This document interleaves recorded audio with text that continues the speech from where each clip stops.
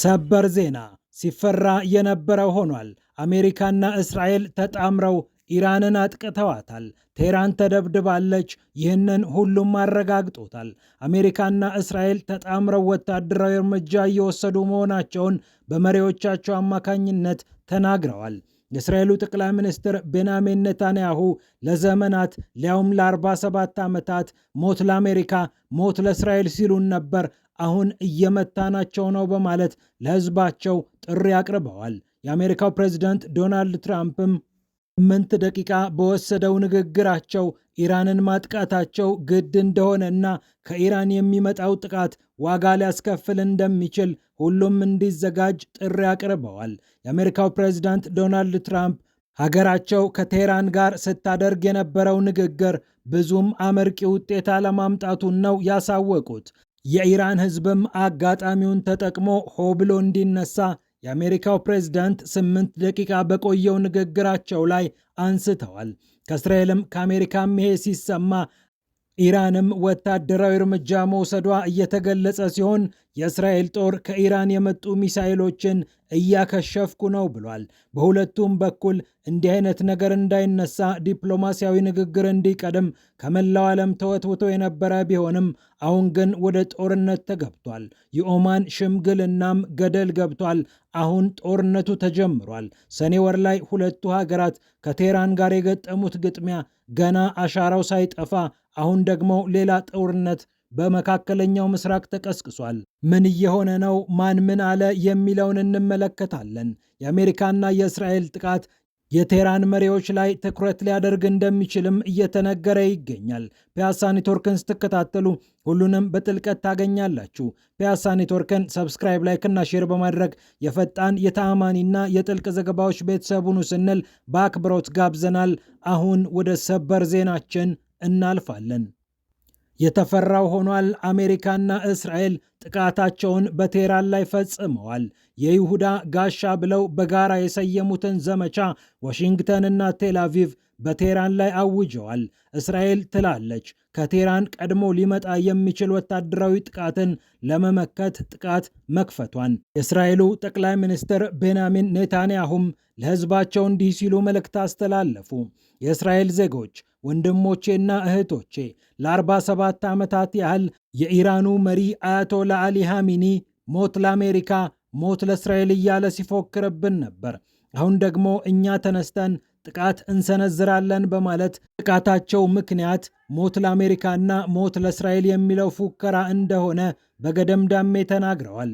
የአሜሪካው ፕሬዝዳንት ዶናልድ ትራምፕ ደግሞ 8 ደቂቃ በፈጀው ንግግራቸው ላይ እንዲህ አሉ።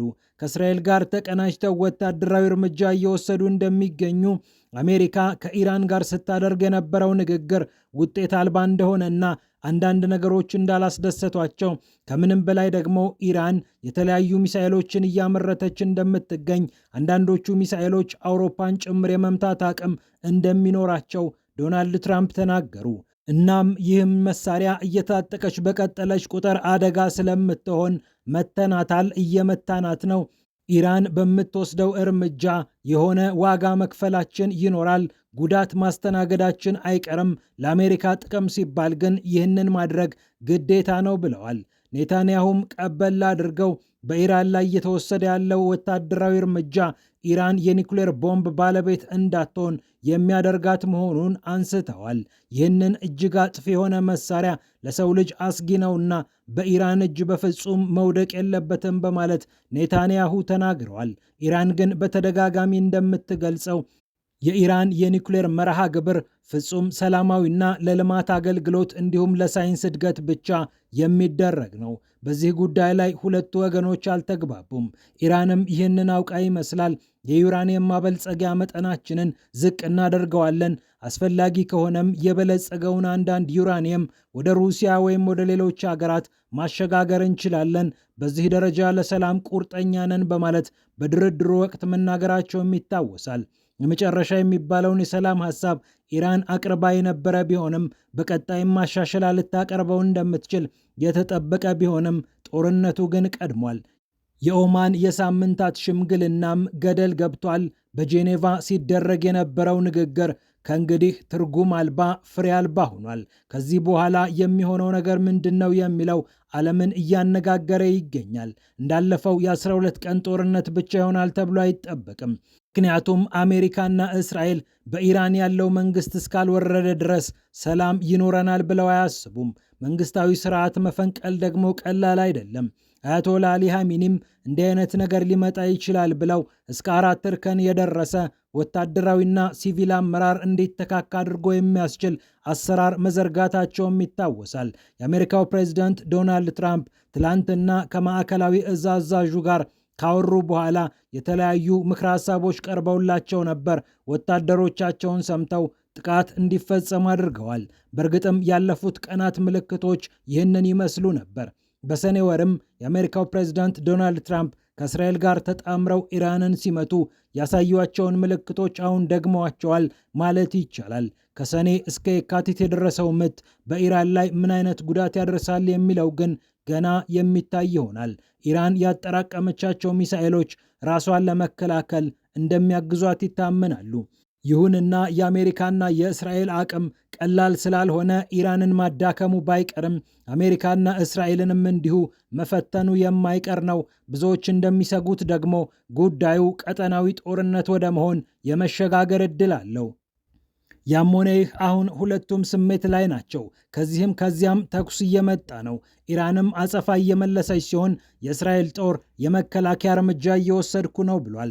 ሚሳኤሎችን የመጥለፍና የማስቀረት ተግባር እየሰራ እንደሚገኝ የእስራኤል ጦር ኃይሎች በመግለጫው አካቷል። በኢራን በኩልም ጥቃቱ ቀላል አይደለም። በትንሹ 5 በሚሆኑ ከተሞች ጥቃት ተሰንዝሯል። ኮም፣ ኢስፋሃን እንዲሁም ካራጅ እና ቴህራንን ጨምሮ የተለያዩ ከተሞች ድብደባ ላይ እንዳሉ ነው የታወቀው። በቀጣይ አንዱ በአንዱ ላይ በሚሰጠው ምላሽ ላይ ተመስርተው ደግሞ ጦርነቱ መጋጋሉ አይቀርም እየተባለ ይገኛል። አንዳንድ ሪፖርቶች ደግሞ የኢራኑን ፕሬዝዳንት መሱድ ፔዜሽኪያንን ለመግደል ከጥቃቶቹ አንደኛው ኢላማውን ሳያደርግ እንዳልቀረ እየገለጹ ይገኛሉ። ሜሄር የዜና አውታር ግን ሰውየው ደህና ናቸው፣ ምንም አልሆኑም በሚል ዘገባም ሰርቷል። ምናልባት አሜሪካና እስራኤል ወታደራዊ እርምጃዎቻቸው በቀጣይ የሀገሪቱን አመራር መምታት ላይ ትኩረት ሊያደርግ እንደሚችል ይጠበቃል።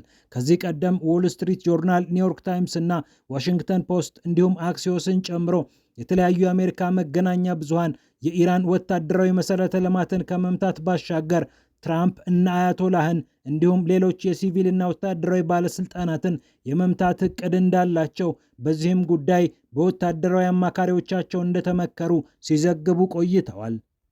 የአሜሪካው ፕሬዝዳንት ዶናልድ ትራምፕ የኢራን ጦር ሰራዊት አባላት ጦራቸውን አስቀምጠው ከአሜሪካና ከእስራኤል ጋር እንዲተባበሩ ጥሪ ማቅረባቸውም ተሰምቷል። ፕሬዝዳንቱ ከዚህ ውጭ ያለው ሞት ብቻ ነው፣ ይህንን ተቀበሉ በማለት ነው ለኢራናውያን ጥሪ ያቀረቡት። በኢራን የነበረው አመፅን ተከትሎ ሁለቱም ሀገራት ማለትም አሜሪካና እስራኤል አመፁን በማቀጣጠል በኢራን ከውስጥ ለውጥ እንዲመጣ ለማድረግ የሰሩት ስራ ብዙም አልተሳካም። የኢራን የጸጥታ ኃይሎች የሚገድሉትን ገድለው የሚያስሩትን አስረው አመፁን ጸጥ አደረጉባቸው። ስታርሊንክ ሳተላይት ተርሚናሎችን ወደ ኢራን በማስገባት የአሜሪካ የውጭ ጉዳይ ሚኒስቴር በሺዎች የሚቆጠሩ እነዚህን የሳተላይት መቀበያዎች አስርገው በማስገባት ጥረት ቢያደርጉም የተሳካ ነገር የለም። ኢራን ኢንተርኔት ዘግታ አካባቢዋን እየተቆጣጠረች በዲፕሎማት ጭምር የሚገቡትን ስታርሊንክ ሚሳኤሎች እያያዘች ነገሮችን ለጊዜው በቁጥጥር ስር አዋለች። ታዲያ ይህ ነገር እስከምን ይዘልቃል? ብርቱ ክንድ ሲሰነዘርባት ኢራን ምን ያህል ትቋቋማለች የሚለው ጥያቄ እንዳለ ሆኖ አሜሪካና እስራኤልስ በራሳቸው ይህንን አቅም ተጠቅመው የሚያሳኩት ነገር አለ ወይ? በወታደራዊ ጡንቻማ ቢሆን በኢራቅና በአፍጋኒስታን የተለየ ለውጥ ይመጣ አልነበረም ወይ የሚሉ ጥያቄዎችም እየቀረቡ ይገኛሉ። ምንም እንኳን እንደ ቻይናና ሩሲያ ያሉ ሀገራት በእንዲህ አይነት ጉዳዮች ላይ ሙሉ ለሙሉ እጃቸውን የማስገባትና ኢራንን የመደገፍ ስራ አሁን ይሰራሉ ተብሎ ባይጠበቅም ቀደም ብለው ያስገቧቸውን መሳሪያዎች ግን ለኢራን ሲያስረክቡ እንደነበር ይነገራል። ጸረ መርከብ ሱፐርሶኒክ ሚሳኤሎችን ለቴህራን ያስረከበችው ቻይና ራዳሮችን ጨምሮ የተለያዩ የጦር መሳሪያዎችን ስትሰጥ እንደነበር የሚታወቅ ነው። ታዲያ እነዚህ የመከላከል አቅሞች ለኢራን ምን ያህል ይረዷታል የሚለው ጉዳይ እየተጠየቀ ይገኛል። ኢራንም የህልውና ጉዳይ ሲሆንባት ያሏትን ሚሳኤሎች አርከፍክፋ በአሜሪካና በእስራኤል ላይ ከመተኮስም ባለፈ እንደ ሂዝቦላህ ባሉ ቡድኖች አማካኝነት ቀጠናዊ ትርምስ እንዲፈጠር ልታደርግ ትችላለች። ከጨነቃት ከጠበባት ደግሞ የሆርሙዝ ሰርጥን ዘግታ የነዳጅ መተላለፊያዎችን በማፈን በዓለም ኢኮኖሚ ላይ ተጽዕኖ ፈጣሪ እንደሆነች ልታሳይ ትችላለች የሚሉ መላምቶች ከወዲሁ እየተነሱ ይገኛሉ። ዓለምን በጥፍሩ ያስቆመው ይህ ዜና ይህንን ይመስል ነበር። በቀጣይ ሌሎች አዳዲስ ጉዳዮችን እየተከታተልን እንደምናቀርብላችሁ ቃል እንገባለን።